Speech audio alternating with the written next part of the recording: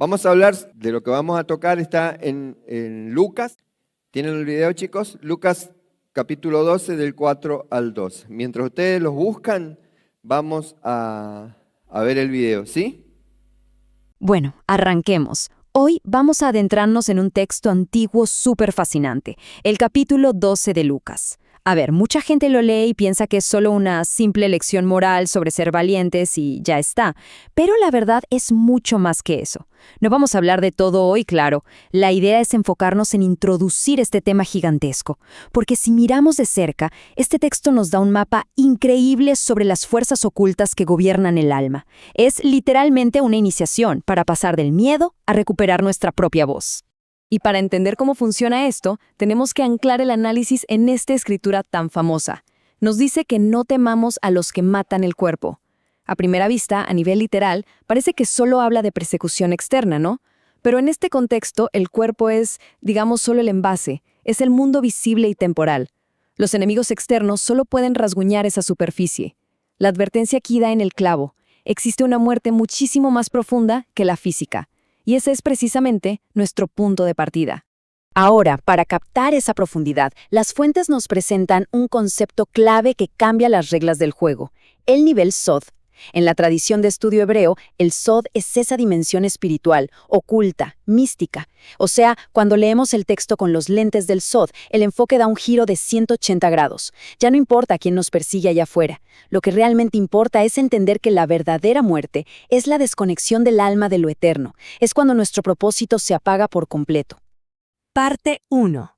La esclavitud del miedo. Sigamos. Bueno, esta iniciación nos obliga a mirar a los ojos al primer gran obstáculo del alma, y es que, a lo largo de la historia, el miedo ha sido una prisión espiritual perfecta. En el hebreo antiguo, de hecho, hay diferentes palabras para describir esto. Por un lado tenemos pajad, que es ese terror que nos paraliza, ese que viene de la ansiedad social o del qué dirán, y por el otro está yirá, que es más bien una reverencia santa, un asombro elevado. El objetivo de todo esto es destruir el pajad. ¿Por qué? Pues porque un alma que vive controlada por el miedo al mundo sencillamente no tiene forma de escuchar la voz del espíritu. Y esto nos conecta con uno de los conceptos más malentendidos de todos los tiempos, el Gehenna. Normalmente, escuchamos esta palabra y pensamos en el infierno, en un lugar de castigo allá a lo lejos en el futuro. Pero en esta lectura más profunda, en realidad no es eso. Es una condición espiritual interna y pasa en el tiempo presente. Es el estado de un alma que se ha desconectado totalmente de la luz divina. El verdadero temor de alguien maduro espiritualmente no debería ser quedarse sin dinero o la muerte física, para nada. El verdadero terror debería ser entrar en este estado de desconexión absoluta. Porque los síntomas de caer en este estado son súper silenciosos. Un alma en esta condición pierde su sensibilidad, empieza a normalizar cosas que claramente la lastiman. Su conciencia se endurece y, lo peor de todo, apaga por completo la voz del espíritu. Tenemos que recordar esto. El peor juicio no es un sufrimiento que viene de afuera.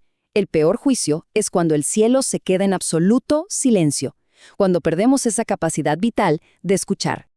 Parte 2. El misterio de la identidad. Avancemos. Entonces, cuando logramos dejar atrás esa parálisis del miedo, el texto nos muestra cómo opera realmente el reino, y lo hace enfocándose en cosas que para el ojo humano no tienen la menor importancia. Nos habla de 5 pajarillos que se venden por un par de monedas. Uno diría, bueno, ¿y eso qué? Parecen detalles súper irrelevante. Pero, en el pensamiento místico, las aves son símbolo de los pensamientos y los movimientos espirituales invisibles, esas cosas fugaces que la sociedad simplemente descarta y tira a la basura. El punto central aquí es establecer una verdad gigantesca. Absolutamente nada, y quiero decir nada, se le escapa a la conciencia divina. Ni el detalle más minúsculo, ni lo que está súper escondido, ni siquiera las partes más rotas de nuestra condición humana. Esta es, por mucho, la prueba definitiva de que existe una intimidad celestial real. Lo que nos lleva a una afirmación poderosísima. Nos dice que hasta los cabellos de la cabeza están contados. Y a ver, en la simbología de las escrituras, el cabello no es un tema de estética o de ir a la peluquería. Representa nuestra identidad y es una extensión de la autoridad espiritual. Así que al decirnos que los cabellos están contados, el mensaje es clarísimo. El cielo conoce dimensiones de nuestro ser que nosotros mismos ignoramos por completo. Conoce esas batallas secretas y saber eso destruye de raíz cualquier sensación de abandono que podamos tener. Es desde esa seguridad tan profunda de donde nace la verdadera confesión. No se trata de repetir palabras como un loro o de simplemente seguir una religión. Se trata de alinear nuestra mente, nuestras decisiones y nuestro carácter con la verdad. Y lo increíble es que, cuando hacemos eso, el mundo invisible responde a esa alineación. Somos reconocidos activamente por un tribunal celestial. Parte 3. La restauración de la voz. Vamos a verlo. Entonces, ¿hacia dónde nos lleva todo este viaje? Si miramos la historia, con la figura de Adán, la humanidad hablaba desde un estado de unión total con lo divino. Pero luego, vino la caída. Apareció la desconexión, el miedo, la vergüenza, ese instinto constante de autoprotección. Todo eso fragmentó y dividió la voz humana, como vimos en Babel. Sin embargo, el destino profético, que culmina en el evento de Shavuot, busca precisamente restaurar esa conexión original. Es como volver a casa. En estas escrituras, la boca no es solo algo que usamos para comunicarnos en el día a día. Es literalmente un portal espiritual. Cuando hablamos inspirados por la verdad, el cielo invade la tierra. Es por eso que el texto nos da una instrucción que parece una locura. Nos dice que no preparemos nuestras defensas desde la ansiedad humana, porque el reino fluye y opera a través de una mente que ha decidido dejar de tener miedo. Parte 4. El propósito profético de Shavuot. Sigamos adelante. Aquí vemos un contraste cósmico brutal entre dos eventos históricos masivos. Por un lado, en el monte Sinaí, la manifestación fue totalmente externa. La voz descendió sobre una montaña de piedra, en medio de fuego, y la verdad causó muchísimo terror.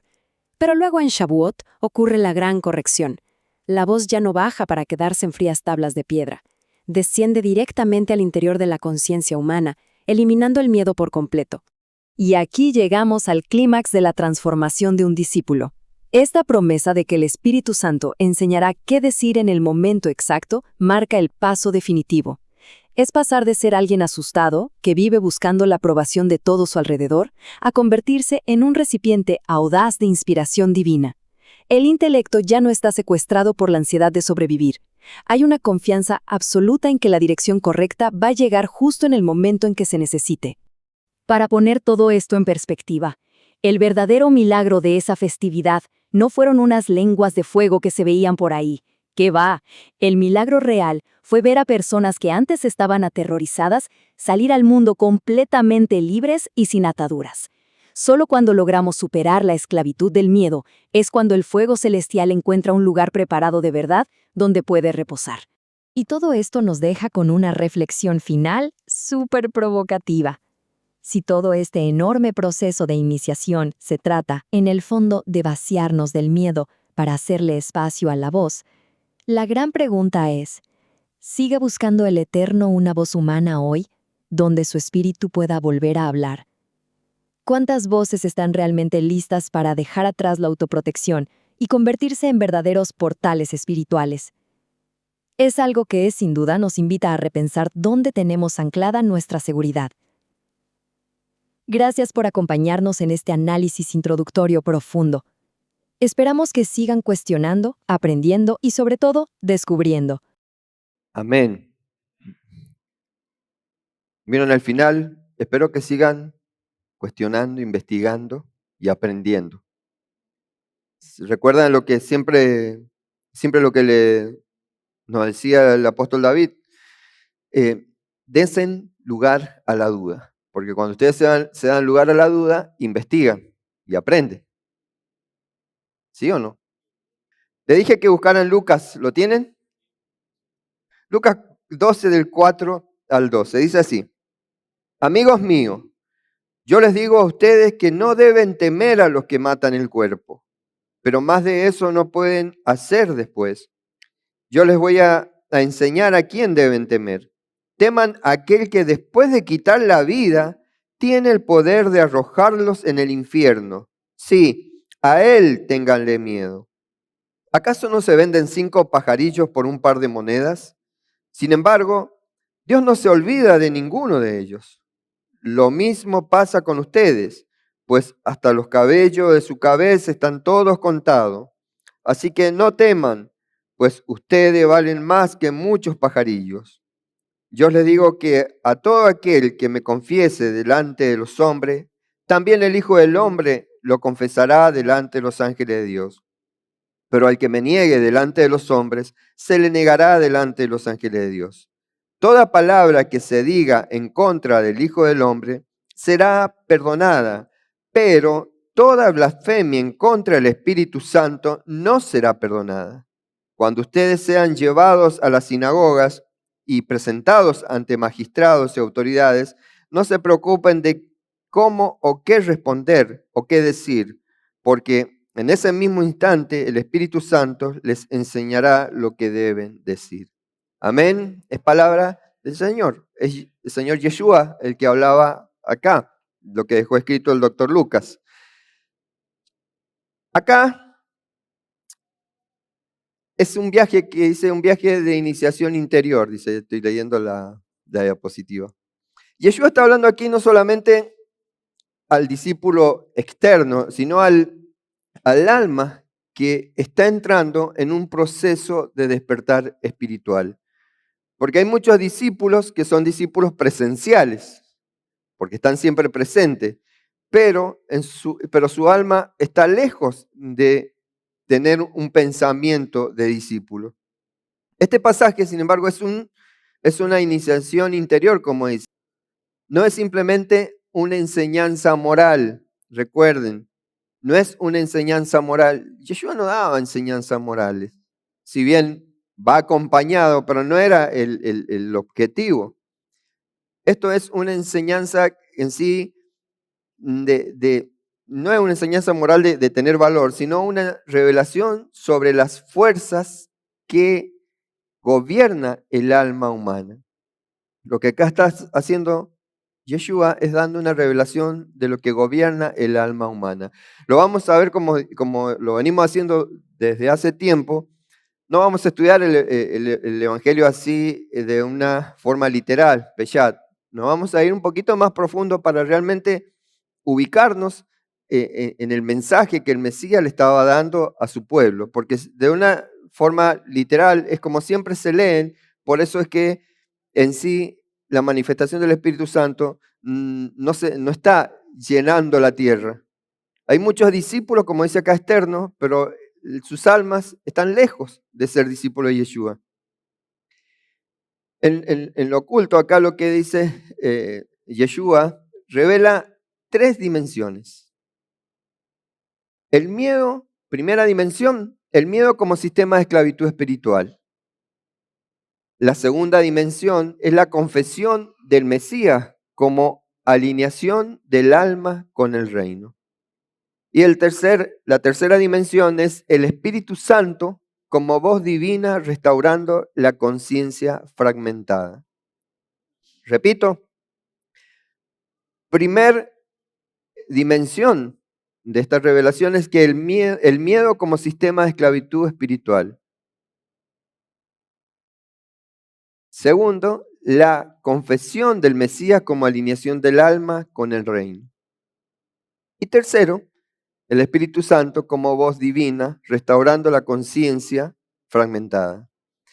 Dice, cuando comenzamos, voy a buscar acá Reina Valera porque es la versión que más tienen ustedes. Dice, mas os digo, amigos míos, no temáis lo que matan el cuerpo, pues de nada más pueden hacer, dice en Lucas 12:4. En un nivel literal, Yeshua está hablando de persecución, ¿verdad? O sea, ¿ustedes saben que Yeshua estaba siendo perseguido junto con los discípulos? ¿Sabían ustedes? ¿Sabían que no era aceptado Yeshua en su época y después los discípulos mucho menos? ¿Sabían eso? Entonces acá, en un nivel literal, como le decía, nosotros ¿qué podemos ver? Que está hablando de una persecución de la carne. No temáis a los que matan el cuerpo, está diciendo, o sea, no teman a los soldados romanos a los fariseos, a quienes los atacan. No, va más allá, más profundo. Yeshua, desde lo profundo, está hablando lo que realmente representa el cuerpo, que va mucho más allá de la carne, porque la palabra cuerpo aquí alude el recipiente temporal al mundo visible, a las dimensiones externas del hombre. Si el cuerpo sería un recipiente temporal al mundo visible y a las dimensiones externas del hombre. Los enemigos externos solo pueden tocar la superficie, ¿verdad? Pero hay una muerte mucho más profunda, le dice el maestro. La muerte de la conciencia, la muerte del propósito, la muerte del alma desconectada del eterno. A esto, dice el maestro, tienen que temer. Tienen que temer a la muerte de la conciencia. Por eso Yeshua revela, después nada más pueden hacer. O sea, porque el verdadero centro del hombre no está en sí, en la carne, sino en el Neshama, o sea, el alma elevada. El verdadero centro del hombre no es tu cuerpo, es tu alma. Decirle al de al lado, decíselo, el verdadero centro del hombre no es tu carne, es tu alma. Pero porque ustedes fíjense que es normal que toda persona tome como su centro su cuerpo, porque busca todo lo que le da placer a su cuerpo. ¿Sí o no? Acá dice el sabio en Proverbio 29, el temor del hombre pondrá lazo, mas el que confía en Yahvé será exaltado. El temor al hombre es uno de los mecanismos más antiguos de esclavitud espiritual.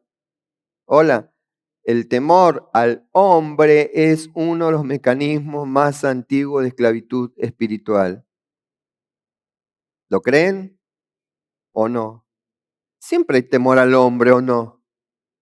Temor a lo que te van a contestar, temor a lo que te van a decir. Pero en hebreo, cuando habla Yeshua acerca del temor, que dice, no temáis a los que matan el cuerpo, existe, lo vimos en el video, existe al temor, está pajad, que es terror paralizante. Pajad es en hebreo, es terror paralizante. Y está yirá, que quiere decir temor reverencial, o sea, reverencia santa. ¿Qué está haciendo? Yeshua acá está destruyendo el pajad para restaurar el yirá. ¿Cómo es eso, pastor? Sí, está destruyendo el temor paralizante para restaurar el temor reverencial. ¿Sí? Por eso Isaías dice, no temáis lo que ellos temen, Yahvé de los ejércitos, es al que tenemos que santificar, que Él sea vuestro temor. El enemigo quiere que el hombre viva reaccionando. O sea, el enemigo lo que quiere es que el hombre esté reaccionando a la aprobación, rechazo, a la opinión pública, al sistema religioso, a estructuras humanas. Y es lo que hace el hombre hoy en día, ¿o no?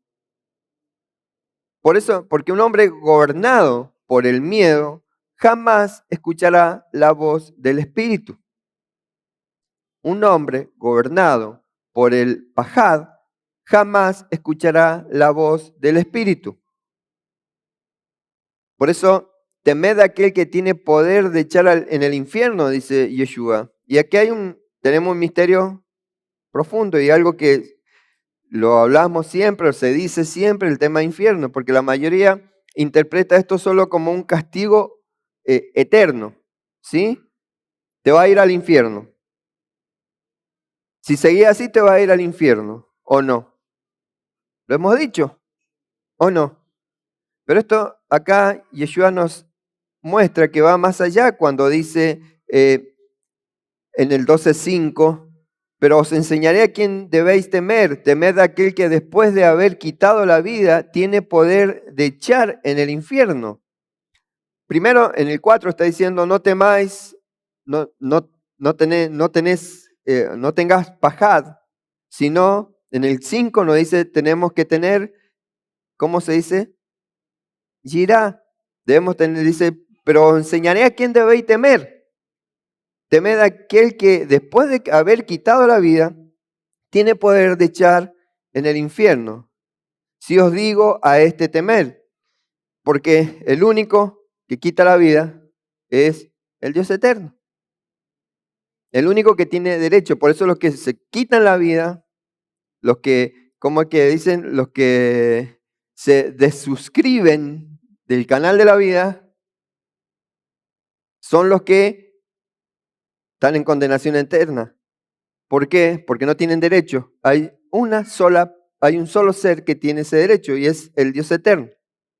Y acá tenemos justamente un misterio profundo. La mayoría interpreta esto solo como un castigo eterno, le dije recién. Pero la palabra infierno, que aquí está en griego, es, ¿alguien sabe?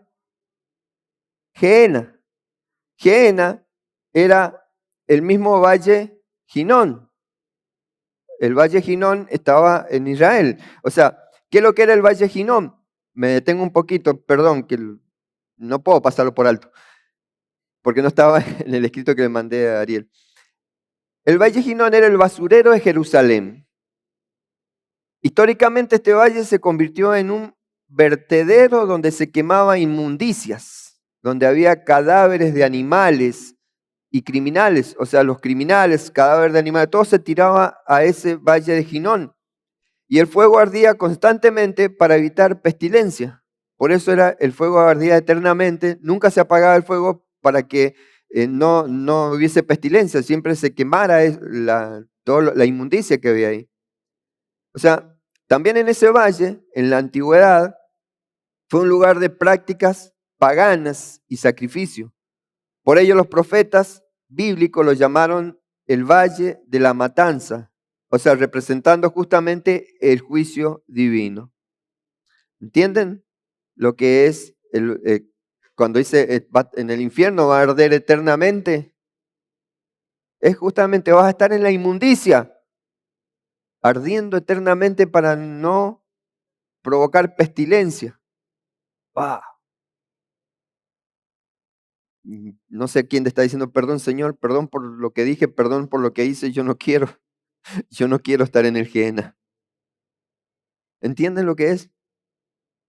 Y eso es lo que justamente Yeshua le está diciendo. El Gehenna era un lugar asociado a la idolatría, a sacrificios de hijos, a fuego continuo, a corrupción espiritual. Por eso en los secretos, Gehenna, en el Sod, representa el estado interior del alma separada de la luz divina. Eso es el Gehenna. Ojo, porque no es necesario que te estés físicamente quemando. Puede estar espiritualmente quemándote. El Gehenna representa el estado interior del alma separada de la luz divina. O sea, no es solamente un lugar futuro, es una condición espiritual. ¿Sí? El Gehenna es una condición espiritual. Un hombre entra en el Gehenna cuando, presten atención, cuando un hombre entra en el Gehenna, cuando pierde sensibilidad espiritual, cuando normaliza el pecado, cuando endurece la conciencia, cuando apaga la voz del Espíritu. En ese momento el hombre o mujer, hombre ya saben que es genéricos, varón o mujer, entran en el Gehenna. Entra en ese lugar de idolatría, en ese lugar de sacrificios de hijos, en ese fuego continuo, en esa corrupción espiritual, hermano. El Señor hoy nos quiere purificar para poder entrar en el Shavuot como realmente debemos entrar, para que ese fuego, como dije recién, sea un fuego que purifique, no un fuego que queme para que no provoque pestilencia. Un hombre entra en el Gehenna cuando pierde sensibilidad espiritual. cuando normaliza el pecado. ¿Qué es normalizar el pecado? ¿Alguien me puede tirar un centro? ¿Qué es lo que sería para usted normalizar el pecado? Un hombre general normaliza el pecado no solamente cuando le pasa a él, cuando habitas en medio del pecado. Eso es normalizar también el pecado.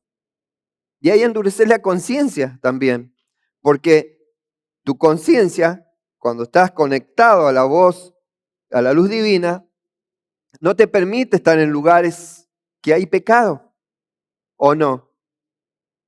No te permite, o sea, te sentís incómodo, tu conciencia no te hace sentir ese temor reverencial a Dios y decir, no puedo estar acá. O sea, soy templo del Espíritu Santo de Dios, soy templo de Dios y estoy en este lugar y me estoy ensuciando. Eso es la conciencia. Y cuando endureces la conciencia, te da lo mismo estar en el medio del pecado. Y eso es normalizar el pecado. No es solamente cuando vos pecas, o sea, es en sí si estás pecando. Porque estás mezclando lo santo con lo profano. Porque creemos que es solamente lo que nos pasa a nosotros, sino desde nosotros, ¿qué ambiente estamos transformando? ¿Me siguen? O sea, un hombre está en gehenna cuando pierde sensibilidad espiritual, cuando normaliza el pecado, cuando endurece la conciencia, o sea que le da lo mismo vivir o aceptar el pecado del otro y a la larga estás pecando. ¿Por qué? Porque sos partícipe, o sea, a ver, es como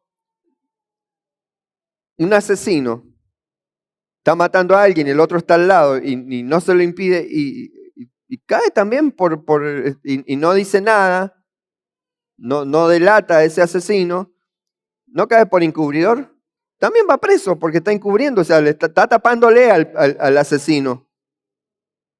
¿Es cómplice? ¿Es o no es? Por lo tanto, cuando vos te mueves en un ambiente de pecado y no te molesta, estás siendo cómplice. O sea, también sos parte entras en ese gehenna junto con la persona que ya está en el gehenna.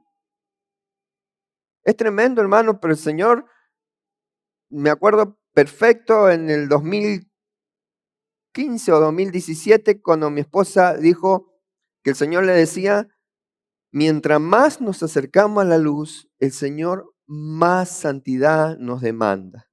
Mientras más conocemos de la Torá, más se nos demanda, hermano. Porque ya conocemos y al que sabe hacer lo bueno y no lo hace, es pecado. Sigamos. El discípulo maduro no teme a la pobreza, o sea, no teme a la persecución, no teme al rechazo, no teme a la muerte física, teme perder sensibilidad a la voz de Dios. Ese es el temor santo. David entendía cuando dijo en el Salmo 51, no me eches de delante de ti y no quites de mí tu Santo Espíritu. ¿Alguien le ha llorado así al Señor cuando se ha mandado algún...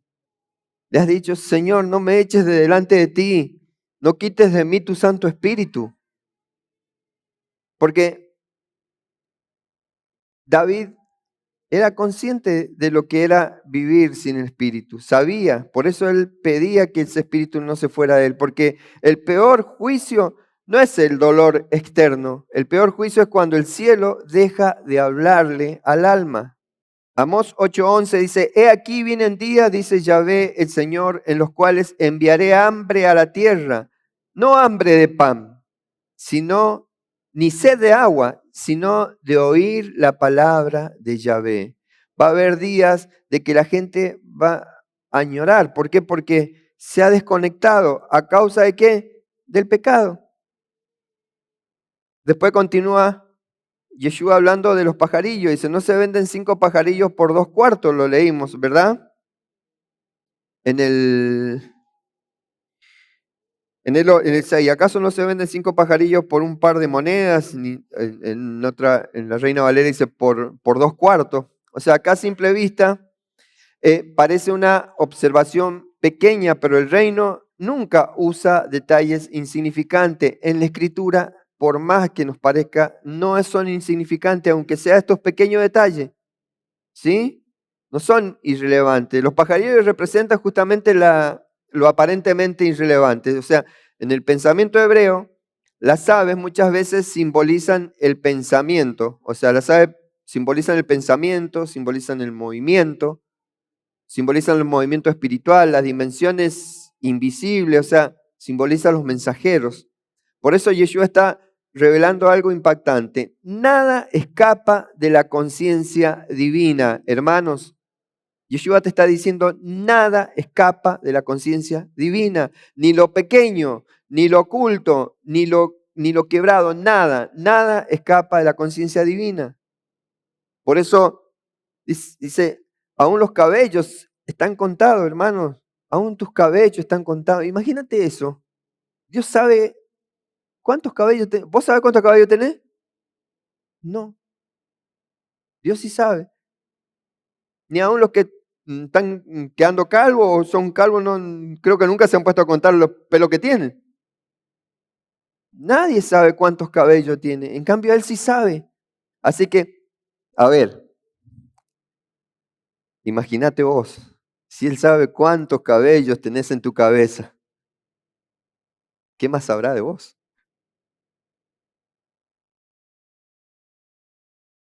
Oh Yahvé, tú me has examinado y conocido, dice el Salmo 139. El cabello en la Escritura posee simbolismo espiritual porque representa identidad, representa consagración, representa pensamientos, representa extensión de autoridad espiritual. Lo vimos en la Haftará, cuando habló del nazareato. ¿Está bien dicho nazareato? Cuando Priscila habló sobre el nazareato, de qué es lo que una de las cosas que no debía hacer? No cortarse el cabello, o sea que es una extensión de autoridad espiritual. Cuando Yeshua dice los cabellos están contados, está diciendo, conozco dimensiones tuyas que tú mismo ignoras. Por eso es que Él te pone en distintas pruebas. Por eso Él te hace pasar el desierto. Porque vas a decir, pero ¿por qué, Señor? Porque Él conoce dimensiones tuyas que tú mismo ignoras y Él te hace pasar por esos lugares, por ese lugar, por el desierto. Aprendimos esta mañana en el aula que no son los desiertos, sino es el desierto. ¿Sí? O sea, ¿por qué pasas en ese desierto? Pero ¿por qué si yo estoy diezmando, estoy ofrendando, me congrego? Hay dimensiones tuyas que tú mismo ignoras y el Señor te va a hacer pasar para que vos te des cuenta en dónde está el error, que si no lo sanas, vas derecho a ese valle de Enón o Gehenna. Por eso, hermanos, por eso es lo que pasa. Por eso son las angustias, los dolores, todo lo que tanto te encaprichás contra Dios y te enojás porque lo que Dios te está haciendo pasar, lo que pasás es para que no vayas al Gehenna. Es para que te des cuenta el error que estás cometiendo en alguna área de tu vida que vos no sabes, pero Él sabe, por eso mismo lo hace. El Eterno conoce al hombre, no conoce al hombre, superficialmente. Él conoce sus heridas, Él conoce tus heridas. Conoce tus memorias, o sea, conoce todo lo que tenés en tu chip. Conoce tus lágrimas ocultas. Conoce tus luchas secretas. Conoce tus pensamientos no expresados. Aquí Yeshua destruye justamente el espíritu de abandono. Mis lágrimas están delante de ti, dice el salmista. Y Yeshua destruye el espíritu de abandono cuando dice más adelante, yo les digo que todo aquel que me confiese delante de los hombres, también el Hijo del Hombre lo confesará delante de los ángeles de Dios. O sea, la palabra confesar no es solamente hablar, es justamente en el pensamiento hebreo es alinearse, es identificarse. O sea, cuando vos confesás que Yeshua es tu Señor, no es porque lo digas con tu boca, sino que manifestás porque estás alineado, porque te identificás, porque manifestás una realidad interior, que lo que dice tu boca lo demostrás, lo manifestás. Porque muchos confiesan, siempre lo he dicho, cada vez que ha habido una tevilá, han confesado su nombre o no. ¿Y dónde están? Porque no es lo mismo decirlo que demostrarlo. Confesar a Yeshua delante de los hombres significa vivir visible y públicamente desde la verdad del reino. ¿Qué es lo que es confesar a Yeshua? Vivir visible y públicamente desde la verdad del reino. No ser un agente 007, que el que te ve ni idea tiene que vos decís que Yeshua es tu Señor. Que si confesares con tu boca que Jesús es el Señor, dice Romanos, o sea, no es solamente confesarlo con tu boca, es vivir visible y públicamente desde la verdad del reino. No solo decir creo en Cristo, es permitir que tu mente, tus decisiones, tu carácter, tus prioridades, tu vida completa den testimonio del Mesías. Eso es confesar públicamente a Yeshua. Continúa después que dice, pero al que niegue, en el 9, Timoteo también dice, si lo negáramos, él también nos negará, 2 Timoteo 2. Dice, negar al Mesías no siempre ocurre verbalmente. En el secreto se niega al Mesías cuando, presten atención, ¿cuándo estás negando al Mesías? Porque si yo le pregunto si alguno de los que están acá presentes han negado al Mesías, o alguno que está en la transmisión ha negado al Mesías, ¿qué me van a decir? No, yo nunca. ¿Cómo haría eso? Se niega al Mesías cuando se vive dividido. Se niega al Mesías cuando se oculta la verdad por aceptación. ¿Se entiende eso? No voy a decir, realmente veo que está, o sea, sé que lo que está haciendo está mal, pero no lo voy a decir porque si no me van a hacer a un lado. En el grupo, en los colegios, no voy a manifestar quién soy, en la familia. Veo lo que están haciendo y sé que está mal, pero no voy a decir, boquita cerrada no entra mosca, no entran moscas, te enseñaron en tu casa. Pero ya no hacían falta que entraran más moscas porque cuántas moscas habían adentro. Y cuando te decían boquita cerrada, no entran moscas, no era para que no entraran moscas, era para que no salieran las moscas de tu boca. Porque cuando abrí la boca, sale, si hay dolor, si hay angustia, ¿qué sale? Muerte. Y esa muerte es necesaria que salga para limpiarte. No sobre otra persona, pero sí confesar, eso es confesar los pecados. Cuando te dicen boquita cerrada, no entra mosca, te está diciendo no confesé los pecados, guardalo ahí. ¿Y qué estás haciendo? Yendo derecho al Gehenna. O sea, ocultar la verdad por aceptación es cuando no es que voy a esconder la Biblia para que no sepan. No, es saber que lo que está haciendo está mal y lo ocultás, no lo decís. Eso es ocultar la verdad. Eso es negar al Mesías. Negar al Mesías es cuando se cambia la identidad espiritual por aprobación humana. Negar al Mesías se silencia la luz para evitar rechazo. O sea, generalmente se niega al Mesías por un ídolo. Cuando vos tenés idolatría, negás al Mesías. O sea, puedes tener idolatría, hijo, hermano, madre, tía, abuelo, amigo, vecino. Puede ser tu ídolo. Que para no sentir el rechazo, no le decís quién sos. O no le hablás del reino. Convivís con ellos. Eso es negar al Mesías. Y dice que si nosotros lo negamos, ¿qué dice acá? Pero al que niegue delante de los hombres, se les negará delante de los ángeles de Dios. ¿Por qué esa enfermedad que no se logra ir? ¿Por qué? Y los ángeles no pueden hacer nada. Era necesario limpiarnos para entrar a Shavuot. ¿Le quiere? ¿Sigo? Porque es para entrar. Si no, mañana tiene sentido que vamos a ir a comer, a hacer fiesta, pero ¿a qué? Si nuestra alma no está abierta. Ahora capaz que muchos ya se cerraron para no seguir recibiendo. No se cierren. Decirle que tu espíritu le diga a tu alma, alma, sujetate a mi espíritu. Porque el alma quiere, el alma humana siempre quiere, se cierra cuando recibe palabras que le duelen. O no te cerrabas cuando te empezaban a gritar y después no escuchabas nada porque te cerrás. Y muchas veces se cierran de esa manera cuando Dios le está hablando.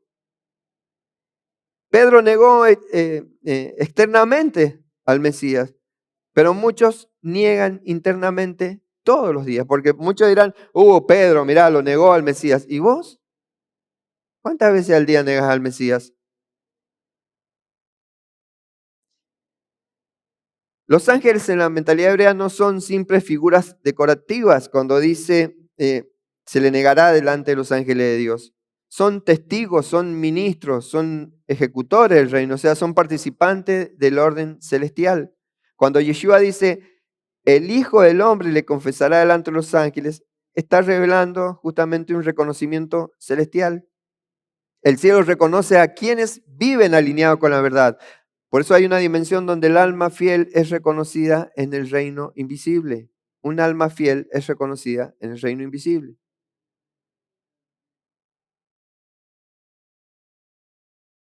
Seguimos con la blasfemia del Espíritu Santo. Dice el 10, toda palabra que se diga en contra del Hijo del Hombre será perdonada, pero toda blasfemia en contra del Espíritu Santo no será perdonada. Y esto es uno de los textos más mal entendidos, porque ¿qué es lo que has entendido como blasfemar contra el Espíritu Santo? A ver, alguien que me lo diga, así cómo lo han tomado. ¿Alguien? Así de cómo se entiende el blasfemar contra el Espíritu Santo. ¿Cómo lo has entendido hasta ahora? ¿Has escuchado alguna vez esa frase de blasfemar contra el Espíritu Santo? ¿Lo han escuchado? ¿Y qué han entendido cuando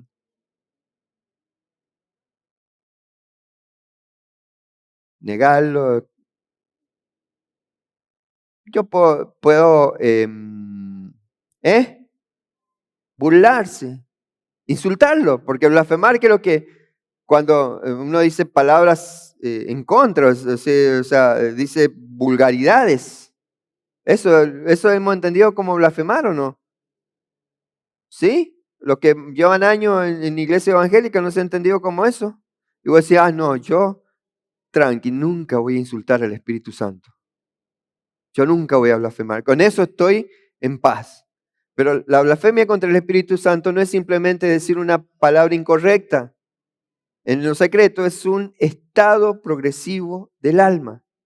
Blasfemar contra el Espíritu Santo es endurecerse tanto que la conciencia deja de responder. O sea, porque si pecamos, si nos arrepentimos, ¿no somos perdonados? O sea, si vos decís un insulto, una mala palabra, ¿no dice que somos perdonados? Pero porque hemos malinterpretado el blasfemar contra el Espíritu Santo, el cual no tiene perdón de Dios. O sea, no serás perdonado. ¿Por qué no sos perdonado? Porque la conciencia deja ya de responder. La luz deja de ser ya deseada. O sea, la verdad comienza a odiarse. Ya no querés la verdad de Dios. Querés vivir en la mentira de Satán. Por eso dice, y no contristéis justamente al Espíritu, dice Efesios. El Espíritu Santo trabaja principalmente en la convicción, en la sensibilidad. Por eso Efesios dice, no contristéis el Espíritu Santo de Dios. ¿Por qué? Porque el Espíritu Santo trabaja principalmente ¿en qué? En la convicción, en la sensibilidad, en el arrepentimiento, en darnos dirección, en darnos revelación como nos da en este tiempo, porque es el Espíritu Santo el que nos da revelación. O sea que blasfemar contra Él, contra el Espíritu Santo, es apagar deliberadamente esa luz. Blasfemar contra el Espíritu Santo es apagar esa luz, ir apagando esa voz del Espíritu Santo. O sea, por eso dice, Primera Tesalonicenses, no apaguéis el Espíritu, dice Pablo, porque es llamar oscuridad a la luz. O sea que blasfemar contra el Espíritu Santo es resistir tanto la voz divina que el corazón se petrifica. Por eso no tiene perdón. No porque Dios no quiera perdonar a esa persona, sino porque el alma ya no desea regresar. ¿Se entiende? O sea que blasfemar contra el Espíritu Santo es que tu alma quede cauterizada y ya no quiera volver. Por eso no tenés perdón, porque no buscás el perdón. A ver, ¿quién es perdonado? El que hace teshuvá, el que hace arrepentimiento, el que retorna. ¿Verdad? O sea, pero si vos no reconoces, por eso siempre he dicho que si no reconoces el problema que tenés, nunca vas a trabajar en ese problema. A ver, ¿cuál es una de las cosas que se niega? Generalmente en este tiempo es la obesidad. Una persona no se reconoce obesa hasta que el médico le dice obesa. Por lo tanto, hasta que no va al médico y que te dice que está obeso, no querés reconocer que tenés que cuidar ese templo, dejar de comer tal o cual alimento, porque eso es lo que te provoca obesidad. O sea, una persona que es lo mismo que una persona que dice, no, yo no tengo necesidad de ir a la iglesia porque ¿a qué voy a ir a la iglesia? Esa persona nunca va a ser, esa es una persona justamente que blasfema contra el Espíritu Santo, porque nunca va a tener el perdón de Dios porque no se reconoce pecador. Aquel que dice nunca peco y nunca va a tener perdón de Dios porque no reconoce que se equivocó. ¿Me siguen? No porque Dios no quiera perdonar, sino porque el alma ya no desea regresar. Después continúa, dice en el 11, cuando ustedes sean llevados a la sinagoga y presentados ante magistrados y autoridades, no se preocupen de cómo o qué responder, o qué decir. Aquí Yeshua revela justamente la restauración del hombre original antes de la caída, porque antes Adán hablaba desde la unión con Dios, ¿verdad? Y su voz estaba alineada con el cielo, ¿verdad? Por si hablaba con Dios. Y después de la caída apareció, ¿qué apareció? A ver, el huerto del Edén, comiendo la manzana, escucha que Dios viene como todas las tardes a visitarlo. ¿Y qué hace Adán? Se esconde. O sea, ¿qué es lo que le dio? Miedo, vergüenza, confusión, autoprotección, por eso se escondió, para que no lo vieran así. O sea, desde la caída del hombre, en lugar de tener una conexión directa con Dios, apareció el miedo, apareció la vergüenza, la confusión. Pero el Espíritu Santo viene justamente a restaurar la voz perdida. Eso es Shavuot, viene a restaurar la voz perdida. En la Escritura la boca no es solo comunicación, es el portal de la creación. Eso lo hemos visto muchas veces. Por eso Dios crea hablando, o sea, los profetas liberan palabras. Yeshua es llamado justamente la palabra. Jeremías dice, y extendió Yahvé su mano y tocó mi boca. Isaías dice, Yahvé, el Señor me dio lengua de sabios. O sea, cuando el Espíritu habla a través del discípulo, el cielo invade la tierra mediante la voz humana.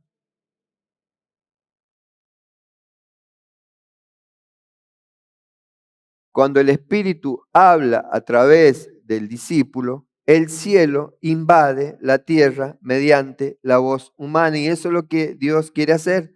Por eso Yeshua dice, no preparéis defensa, porque el reino no opera solo desde el intelecto, sino desde inspiración divina. Por eso dice, no preparéis defensa, no preparéis tremendo discurso, porque si no está la presencia del Espíritu Santo, ese discurso es en vano. Por eso muchas veces hablamos a las personas y es como que no nos escucharan, es porque justamente no está el Espíritu Santo hablando a través de nuestra boca. Porque cuando el Espíritu Santo habla a través de nuestra boca, irrumpe de tal manera que logra penetrar el espíritu de la otra persona, el alma de la otra persona, y empieza a querer conocer de eso que vos le estás hablando. Este pasaje describe justamente la transformación del discípulo. Antes vive esclavo del temor, busca ser esclavo del temor, es buscar aprobación, oculta su identidad, teme perderlo todo. Después, cuando el Espíritu Santo está, teme solo perder la presencia. Vive visible en la verdad, habla guiado por el Espíritu. Comprende que el cielo conoce hasta sus cabellos. Por eso Lucas 12 no es solamente una enseñanza sobre valentía. Por eso yo el Señor me llevó a llevarlo a este día, porque Lucas es la preparación espiritual de los discípulos para Shavuot. Porque Yeshua está trabajando primero el problema interior del hombre. ¿Cuál es el problema interior del hombre? El miedo, la inseguridad, el temor al rechazo, la dependencia de la aprobación humana. Sé que a ninguno de ustedes tienen ese problema, sé que ninguno de ustedes tienen temor a la escasez, temor a que le falte, sé que ninguno de ustedes tiene temor a la inseguridad o mucho mayor al temor al rechazo. Pero a lo mejor algunos que pasen ahí por el video lo ven, pues que yo lo voy a seguir enseñando. No se lo tomen personal. ¿Sí? Amén.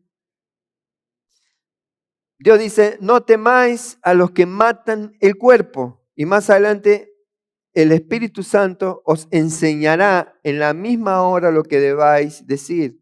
Y ahí está la conexión justamente para Shavuot. Muchos piensan que Shavuot es solamente ¿qué?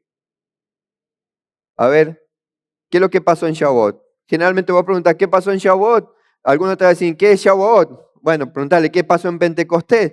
Y qué sé yo, de ir ahí a lo mejor te van a Hechos 2, perdón, del derramamiento del Espíritu Santo. O otros que conocen un poco más la Escritura te van a decir, ¿le entregué la Torá o no?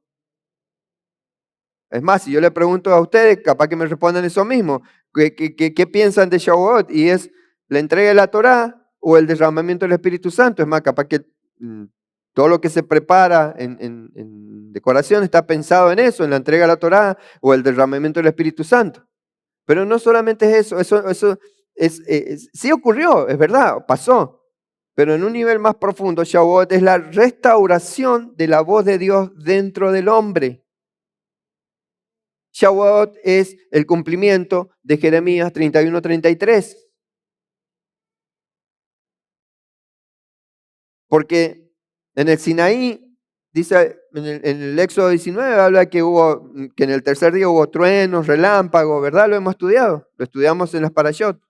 En Sinaí Dios habló desde afuera, con fuego, truenos, nube, temor. Y el pueblo tembló porque la voz descendía sobre el monte. En Hechos 2 ocurre el ticún, justamente la voz ya no desciende sobre piedras, desciende sobre personas. Y ahora el fuego reposa realmente sobre el alma. Por eso Jeremías, lo que le decía recién, ahí dice, pero este es el pacto que haré con la casa de Israel. Después de aquellos días, dice Yahvé, daré mi ley en su mente y la escribiré en su corazón. Y yo seré a ellos por Dios y ellos me serán por pueblo. Los otros no lo quieren. Ahora entiendo. Entonces, fíjense lo que les estoy diciendo. Escuchen. Escuchen las palabras que yo estoy diciendo, escuchen con su espíritu. Pero este es el pacto que haré con la casa de Israel después de aquellos días, dice Yahvé. Daré mi ley en su mente. ¿Qué es dar la ley en su mente? ¿Qué interpretan por eso? Que sus pensamientos van a estar guiados hacia la Torá. Dice, y la escribiré en su corazón. ¿Qué quiere decir? Que sus anhelos van a estar guiados a la Torá. O sea, tus sentimientos, tus emociones se van a manifestar guiadas a la Torá, no guiado a ir en contra de la Torá, porque muchas veces vos seguís tus emociones, tus pensamientos, y ¿qué es lo que hacen? Te hacen mandar macana, porque aún, ¿y qué está mal? No, tenés que seguir clamando para que el Espíritu Santo de Dios esté en vos, porque eso es lo que anuncia Jeremías 31-33, la venida del Espíritu Santo en nosotros, que eso es lo que es Pentecostés, eso es Shavuot. No es, ¿por qué a nosotros también reconocemos esa entrega de la Torá en Monte Sinaí? Reconocemos que una renovación de pacto, porque en ese entonces Yahvé le dijo, este será mi pueblo, yo seré su Dios. O sea, ahí fue una señal de pacto, que nosotros somos la esposa. Pero no solamente para que quedara ahí, porque sino ¿por qué hizo venir al Mesías? Si hubiese sido solamente eso lo más valioso. Ustedes imagínense, ¿para qué vino el Mesías si eso era valioso? No digo que la Torá fue abolida, sino que la venida del Mesías hizo que la Torá no solamente estuviera en la piedra allá afuera, sino que estuviese escrita en nuestro corazón. Porque hasta ese entonces, ¿por qué eran duros de entender? ¿Por qué lo perseguían tanto los fariseos? Porque la Torá estaba en una tabla de piedra y no estaba en su corazón. ¿Por qué los discípulos lo seguían a Yeshua? No era porque negaban la Torá, sino porque la Torá estaba en ellos.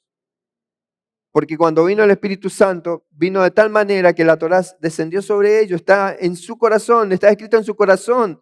Hermano, ya no está escrito en tu corazón el novio de tu amada, de tu amado, de tu hijo, de tu no sé quién, que lo tenés tan grabado a fuego en tu corazón, porque a veces es más importante tal o cual nombre que el Cristo mismo.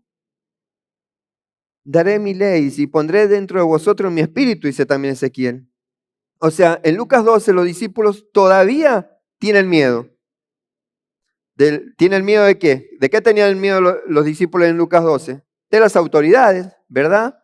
De la sinagoga que se los perseguían los fariseos, de los magistrados, de confesar públicamente el Mesías. ¿Tenían miedo o no? Ahí cuando estaban. ¿Tenían miedo? Por eso que se desparramaron todos cuando los llevaron preso al Mesías. Pero en Shavuot ocurre la transformación, hermano. Eso es lo que debemos anhelar, que en este día ocurra esa transformación. Aquellos que estaban escondidos en Shavuot salen, hablan, proclaman, ya no temen, porque desde que vino el Espíritu Santo sobre lo que estaban esos 120, de ahí empezó la evangelización, de ahí empezó las buenas nuevas a llegar hasta acá. Porque si no hubiese sido ese hecho, nosotros estaríamos adorando a la Pachamama, qué sé yo. ¿Por qué? ¿Por qué aquellos que estaban escondidos salen, hablan, proclaman y ya no temen? Porque el Espíritu Santo vino a restaurar justamente la conciencia. El Espíritu Santo vino a restaurar tu identidad. Sos hijo. Y vino a restaurar la voz profética del hombre. Por eso Joel dice, y derramaré mi espíritu sobre toda carne. Hechos 2 dice, y fueron todos llenos del Espíritu Santo, hermanos. Clamemos esta noche en sus casas. Quiero ser lleno del Espíritu Santo. Quiero ser lleno del Espíritu Santo. Señor, perdón por blasfemar en contra de tu Espíritu. Perdón porque muchas veces, o sea, tal vez no sentir la llenura del Espíritu Santo porque blasfemás contra el Espíritu y ya entendemos lo que es blasfemar contra el Espíritu. Y pónganse la barba en remojo y piensen si a lo mejor no es eso que aún no sienten la presencia del Espíritu Santo. Desde Babel, veíamos en el video, las lenguas habían sido fragmentadas y confundió Yahvé allí las lenguas de toda la tierra, dice Bereshit 11, Génesis 11. La humanidad perdió unidad porque perdió conexión con la voz divina. O sea, toda la confusión, o sea, hay división cuando no está la voz de Dios en el medio del pueblo. O sea, lo que hoy se vive es Babel. Es Babilonia lo que se vive. Por eso hay tanta confusión, por eso hay tanta contienda. Shavuot, las lenguas ya no dividen. Las lenguas de fuego revelan, las lenguas de fuego restauran. El Espíritu Santo viene a restaurar tu vida.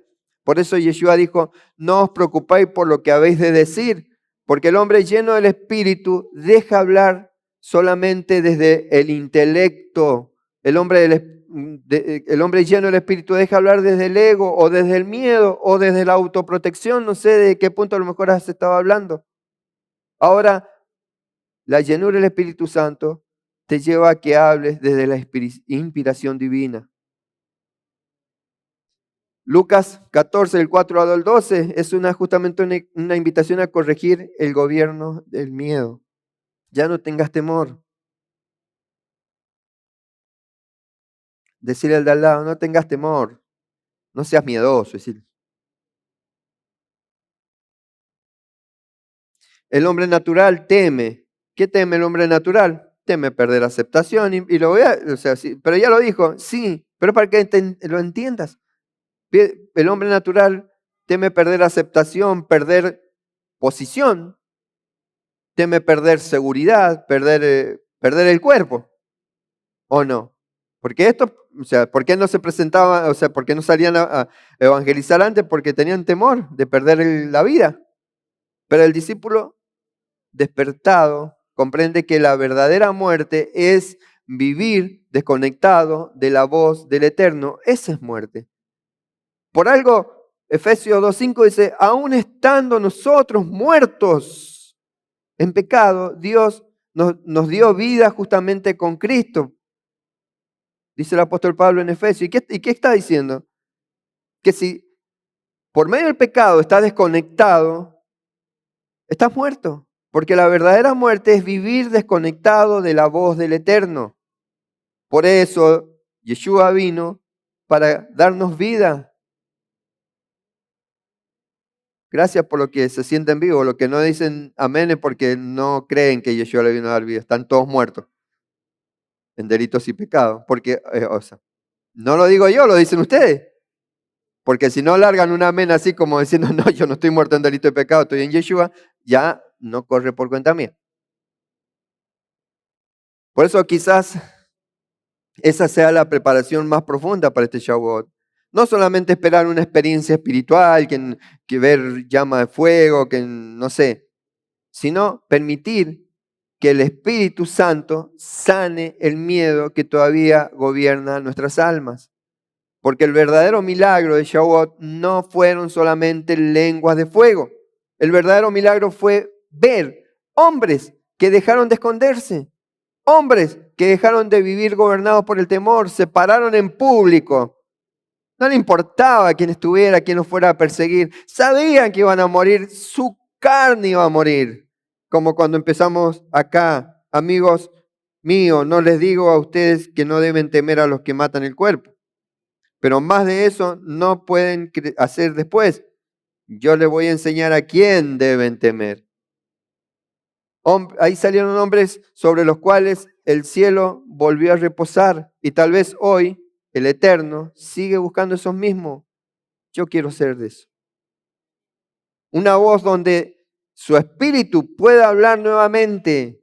Una voz humana donde su espíritu pueda hablar nuevamente, desde donde tu boca no calle, que tu boca exprese.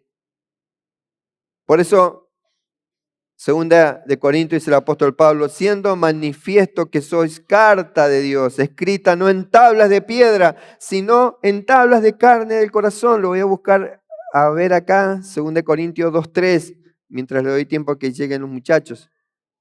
2 Corintios 2:3 dice, siendo manifiesto que sois cartas de Cristo, pedida por nosotros, escrita no con tinta, sino con el Espíritu del Dios vivo, no en tablas de piedra, sino en tablas de carnes del corazón. Amén.